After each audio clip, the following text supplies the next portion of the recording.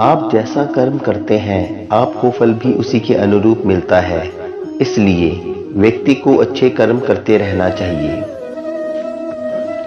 आपको खुद से बेहतर कोई नहीं जान सकता, अतः स्वयं का आकलन करना बेहद जरूरी है। जब आप दूसरों के हित के लिए कर्म ना करके केवल अपने सुख के लिए कर्म करते हैं, तब आप बन जाते हैं अशक्ति और स्वार्थ भाव से। तब कर्म करना ही बंधन का कारण बन जाता है। अतः शक्ति और स्वार्थ के बिना किया गया कर्म ही सबके लिए हितकारी होता है। विषय वस्तुओं के बारे में सोचते रहने से आपको उनसे लगाव हो जाता है। इससे आप में कामना यानी इच्छा पैदा होती है और कामनाओं में विघ्न पैदा होने पर क्रोध की उत्पत्ति होती है।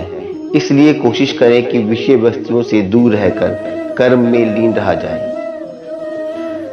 यदि आप पूरी ताकत के साथ और पूरी शिद्दत से अपनी मंजिल पाने के लिए कर्म करते हैं तो आप निश्चय ही अपनी मंजिल पाने में विजयी होंगे।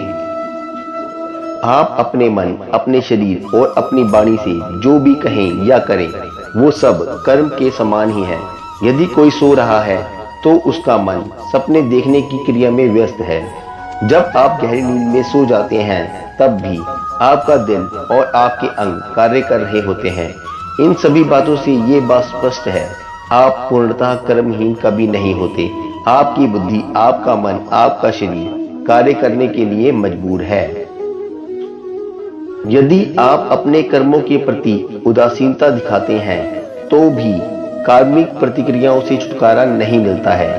आप निरंतर ही उस कर्म का फल प्राप्त करने के बारे में चिंतन करते रहते हैं। ये जो मानसिक कर्म आप कर रहे हैं वो भी कर्म ही है। सच्चा कर्म योगी वही है जो बिना फल की चिंता किए कर्म करता जाता है। उसे इसके लिए अपने बौद्धिक ज्ञान को बढ़ाना होगा। आपके निष्क्रिय बने रहने से कई गुना अच्छा है आपका कर्म करना। अपने कर्मों का त्याग करने से कोई भी व्यक्ति अपना भरण पोषण नहीं कर सकता। व्यक्ति को कर्म करना ही चाहिए। यदि आप सोचें कि बिना काम करे रह सकते हैं तो ऐसा नहीं है, क्योंकि जिंदा रहने के लिए और अपना पेट भरने के लिए कर्म करना ही होगा। जो व्यक्ति अपना मन भगवान के चरणों में लगा लेता है उसके लिए काम करना सिर्फ उसका कर्म है। फल क्या होगा, मिलेगा या नहीं, इससे उसको कोई मतलब नहीं होता। ऐसी मनोस्थिति बनते ही आप अपने प्रभु से जुड़ जाते हैं और प्रभु स्वयं आपके सारे काम संवारते हैं। इस संपूर्ण ब्रह्मांड में प्रभु के लिए कोई भी कर्म करना जरूरी नहीं है और ना ही उन्हें किसी चीज का अभाव है। उन्हें किसी भी सुख और चीज को पाने की कोई अपेक्षा या इच्छा नहीं है। इस सब के बावजूद प्रभु रोज अपना निश्चित कार्य करते हैं।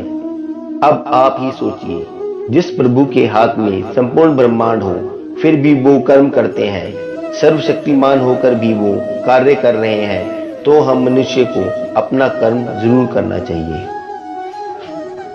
ज्ञानवान व्यक्ति अपने कर्मों से भटके हुए और अज्ञानी लोगों के मन और बुद्धि में भ्रम पैदा ना करें, बल्कि भक्ति से युक्त होकर कर्म करें और अज्ञानी लोगों को भी वैसी ही सही राह दिखाएं। जो महापुरुष हैं उन्हें चाहिए वो ऐसे कर्म करें कि लोग उनसे प्रेरित होकर उनके जैसे ही सद्कर्म करें।